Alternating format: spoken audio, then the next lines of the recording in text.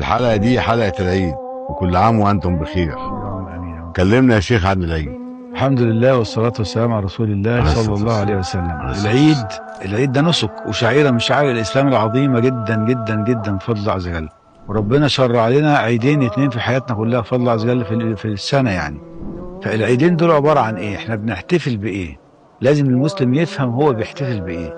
أولا العيدين اللي عندنا: قل بفضل الله وبرحمته فبذلك فليفرحوا هو خير مما يجمعون. احنا بنحتفل بفضل الله وبرحمة الله. يا الله. فاحنا عندنا عيدين: عيد الفطر وعيد الأضحى. عيد الفطر ده بيجي امتى؟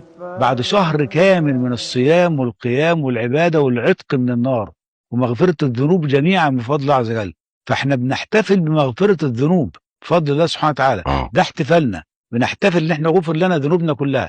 من صمنا رمضان ايمانا واحتسابا، وقمنا رمضان ايمانا واحتسابا، وقمنا ليلة القدر ايمانا واحتسابا، وتحرينا نفحات